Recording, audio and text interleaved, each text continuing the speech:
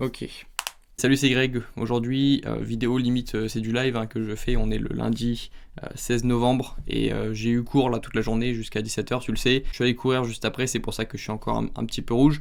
Mais je voulais te parler de quelque chose, d'un ressenti que j'ai et que plusieurs étudiants ont en ce moment. D'après ce que j'ai pu voir sur les réseaux, j'ai vu qu'il y avait de plus en plus d'étudiants qui parlaient d'être moins motivés à réviser. Moi-même, avec ma promo, j'en ai parlé.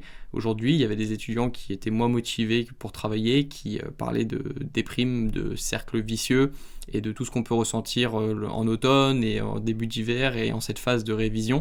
Et c'est quelque chose que j'ai moi-même ressenti aussi l'an dernier, jusqu'à janvier quasiment. Et ce problème, ce qu'on ressent du coup, c'est ce manque de motivation à prendre ses cours, ce manque de sens aussi à prendre des cours qui nous paraissent parfois difficiles, fastidieux, longs, très théoriques. C'est un sentiment de dégoût qu'on peut ressentir à l'égard de ces cours et je connais ça très bien et c'est pour ça qu'aujourd'hui, normalement, si tu écoutes cette vidéo jusqu'à la fin, tu devrais avoir assez de conseils pour surpasser cette période et pour éviter de tomber dans cette petite déprime d'apprendre ces cours, parce que je sais que c'est quelque chose de difficile, mais en même temps c'est un cycle et peut-être que moi je dis ça, mais dans une semaine je serai dans ce cycle aussi et puis je regarderai cette vidéo pour me motiver moi-même avec une vidéo de moi-même. Peut-être un petit peu bizarre comme phrase, mais en gros ce que je veux dire c'est que c'est un cycle, ces phases, ces sauts d'humeur lorsqu'on est étudiant, c'est normal. D'ailleurs j'ai reçu un message privé, il me semble il y a quelques jours, j'ai reçu un message de quelqu'un qui me disait: est-ce que c'est normal Grégoire si le matin j'ai envie de faire ça, l'après-midi je suis déprimé, le soir je remets en question mes études, mon rôle dans la société. Ça c'est quelque chose que j'ai vécu aussi,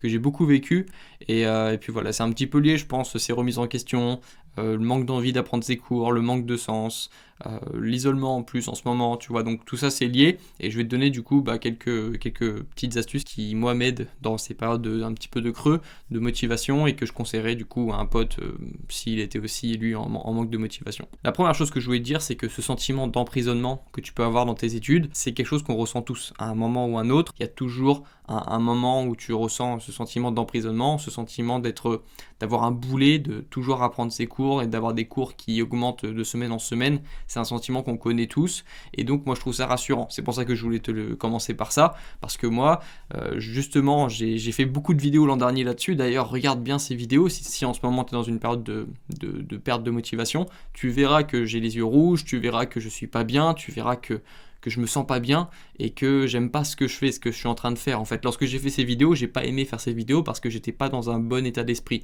parce que je me sentais pas bien. Mais je voulais les faire quand même pour montrer que j'étais pas seul à moi aussi galérer dans mes études et moi aussi en avoir marre de réviser. Et moi, du coup, dans cette période un petit peu plus triste, j'avais l'impression que j'étais le seul à pas aimer mes études parce que j'étais le seul qui faisait des vidéos sur le sujet et dans mon amphi, j'avais l'impression que j'étais la seule personne négative en fait. Et du coup, je m'étais dit que s'il y avait une seule personne dans les commentaires qui me disait arrête de te plaindre, c'est cool les études, j'allais enlever la vidéo en fait, parce que j'avais l'impression d'être vraiment le seul à me plaindre et j'avais l'impression de me plaindre souvent ou de dire que les études me plaisaient pas un petit peu trop souvent. Et puis au final, j'ai vu qu'il y avait beaucoup d'étudiants qui ressentaient ce que je ressentais aussi, ce manque de sens, ce manque de motivation à apprendre ses cours.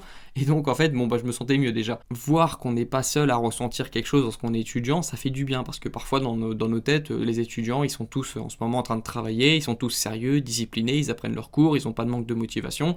Et voilà, demain ils vont recommencer, après-demain ils vont recommencer, après-demain ils vont commencer. Non, les étudiants, pour en avoir parlé avec beaucoup, pour avoir parlé avec beaucoup d'étudiants, ils ont tous des problèmes, les étudiants. Il n'y a pas un seul étudiant, il n'y a pas une seule personne que tu connais dans ton entourage, proche ou plus éloigné, qui n'a pas un problème en ce moment à régler en fait. Et ça, il faut bien le comprendre. Parce que nous, lorsque on a un truc qui nous tombe dessus, alors qu'on était en plus en train de réviser et que ça nous empêche de réviser et que du coup on culpabilise, on a l'impression que les autres pendant ce temps, ils sont en train comme des flèches en train de travailler. Et c'est pas vrai, c'est pas le cas. Si tu as besoin de voir un étudiant qui en a marre de ses études, regarde mes vidéos de l'an dernier. Je les mettrai quelque part ici pour que tu puisses les retrouver si tu veux t'identifier. Mais regarde les commentaires aussi sous ces vidéos, tu verras que t'es pas le seul, t'es pas la seule à être démotivé de temps en temps dans tes études. Et justement, ça c'est le deuxième point. C'est bon signe en fait si tu ressens ça. Parce que le début, c'est ce qu'on ressent en général à la rentrée. Au début, c'est toujours motivant. C'est toujours motivant en général d'arriver dans une nouvelle classe, dans une nouvelle promo, de passer une étape et puis d'avoir le programme. On nous parle du programme, on nous parle des matières. Les matières, elles ont l'air cool. Et puis en fait, tu te rends compte que quelques semaines après, les matières qui te paraissaient si cool, qui avaient un nom si cool, et en fait, le contenu est pas si intéressant que ça au final, et donc c'est à ce moment-là que la déprime arrive, c'est à ce moment-là que tu commences à en avoir marre, et en fait c'est bon signe si tu commences à en avoir marre, parce que tu peux pas avoir marre de quelque chose que t'as pas commencé, tu peux pas avoir marre de quelque chose où t'es vraiment au tout début. Au tout début t'es excité, c'est nouveau, c'est cool, c'est un changement, et puis après évidemment c'est comme ça dans tous les projets un petit peu plus difficiles, t'as toujours un moment où ça commence à être un peu plus chiant justement,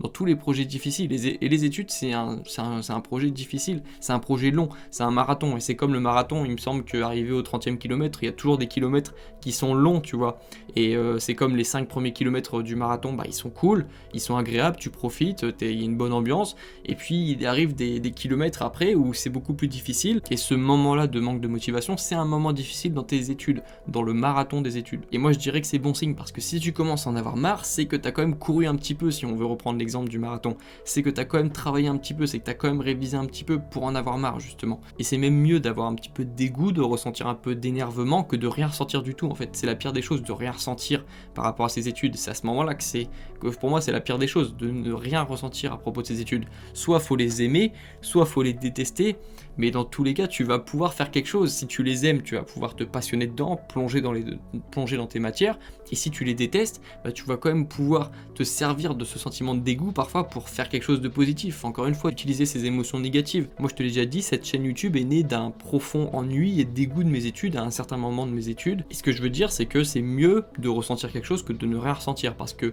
soit aujourd'hui, même si aujourd'hui tu commences à galérer parce que tu es moins motivé, cette énergie, ce que tu ressens aujourd'hui va pouvoir t'inspirer plus tard ou bientôt, même dans un futur proche, à faire des choses en fait. Moi en tout cas je trouve que être énervé par rapport à ses études, ressentir quelque chose par rapport à ses études, c'est mieux que de rien ressentir, et c'est bon signe aussi, parce que si tu commences à ressentir de l'énervement, de l'agacement, c'est peut-être aussi que ton corps te dit il est temps de faire une petite pause, tu vois, comme une blessure physique qui arrive lorsque tu commences à trop t'entraîner. Et bah pour moi je le verrais comme ça, ce manque de motivation, prendre un petit peu de temps pour moi, je pense que ce serait la bonne chose à faire, et ce sentiment de manque de motivation, je préfère le ressentir, même si parfois il est un petit peu violent, bah je préfère ressentir ça que de ne rien ressentir du tout. Troisième conseil, ne te compare pas aux autres, très important, c'est le conseil le plus important je pense pour les études, vraiment en dehors de la productivité, en dehors de l'organisation, je pense que ne pas se comparer aux autres, c'est le meilleur hack pour quand tu es étudiant. Parce que comme je te l'ai dit, tu imagines toujours les autres étudiants au top de leur performance, sans avoir de problème. Évidemment, quand tu imagines les autres, tu les imagines pas avec des problèmes, avec des galères du quotidien, et pourtant c'est le cas.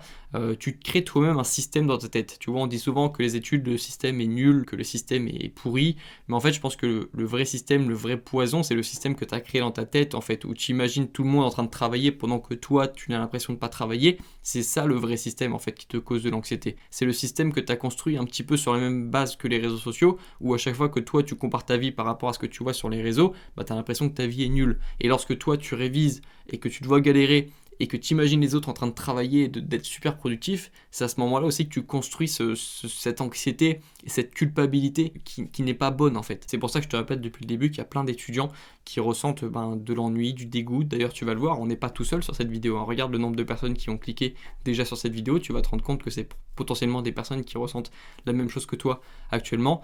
Et donc voilà, et donc ne te compare pas aux autres, compare-toi à la personne que tu étais ce matin. Ça fait un peu dicton, mais c'est quand même un bon proverbe pour avancer. Avance à ta vitesse, avance à ton rythme, compare-toi à la personne que tu étais ce matin, à la personne que tu étais hier, et continue d'avancer petit à petit. Perds pas de temps à te comparer aux autres, regarde le temps qu'il te reste, fais par rapport au temps qu'il te reste, et surtout, dernier conseil, rattache-toi à quelque chose et une vision. Pense à, si tu n'aimes pas le moment présent, pense à ce que tu feras après ce moment difficile. Moi, c'est ce que je faisais. Et une vision de ce que tu vas faire après ce moment. Et une vision de toi qui termine les examens. Et une vision de toi qui fait des choses après avoir passé cette période difficile, et une vision de toi fier d'avoir passé cette période. Et moi je me rattachais à ça lorsque j'étais vraiment pas bien dans mes pires moments du M1, lorsque j'avais des trucs en tête et des choses à faire, et les révisions et les examens et la sélection. Enfin, c'était vraiment ces moments-là que pour moi c'était important d'avoir une vision. Et rattache-toi à quelque chose, c'était le titre d'un podcast que j'avais fait il y a pas longtemps.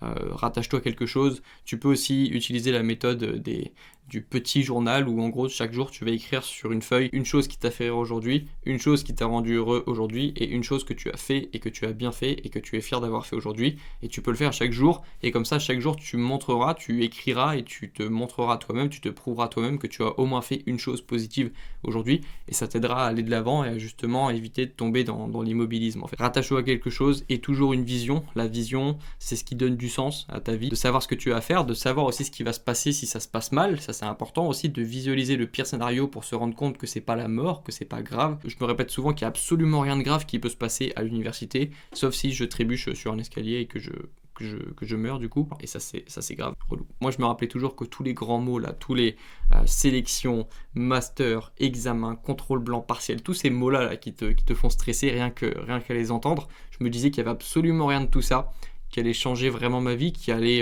être grave dans ma vie pour mon futur, et je me rattachais toujours justement à cette vision que j'avais avec cette idée que je suis quelqu'un qui a de la valeur et que j'allais pouvoir de toute façon dans tous les cas créer quelque chose. Et parfois avant de partir à un examen où je savais que ça allait mal se passer, je me disais que peu importe ce qui allait se passer, j'allais pouvoir rebondir après parce que je m'étais fait comprendre que j'avais suffisamment confiance en moi-même pour sortir de cette salle d'examen et ne pas me juger, de ne pas dénigrer ma valeur et mon potentiel, toujours tout rattaché à ma vision en fait, à ma bonne étoile aussi, on peut appeler ça comme ça, vision, bonne étoile, il y avait quelque chose qui me tirait en tout cas vers le haut pendant mes études, c'était cette vision, et je te conseille toi aussi, en plus des conseils qu'on a vus depuis le début de cette vidéo, de te rattacher à une vision, de te rattacher à ta valeur, et de comprendre que potentiel et notes, c'est pas la même chose, ton potentiel, tes notes, c'est pas la même chose, ta valeur et tes notes, c'est pas la même chose, et de pas trop te remettre en question et de pas trop culpabiliser non plus. Voilà, je vais m'arrêter ici, je vais reprendre évidemment ma séance de révision de 4 heures intensive et sans pause. Je te souhaite bon courage pour tes révisions, ne te fais pas trop de mal à toi-même, ne souffre pas trop pendant tes études, au risque de perdre ton objectivité et de prendre ensuite de mauvaises décisions si tu as trop souffert. J'en avais parlé dans une de mes vidéos l'an dernier justement que j'avais fait en décembre. Ne souffre pas trop, prends soin de ton sommeil, ne culpabilise pas trop et continue d'aller de l'avant un petit peu chaque jour. On se retrouve très bientôt dans la prochaine vidéo. Bon courage dans tes révisions et bon courage dans tes projets. Ciao!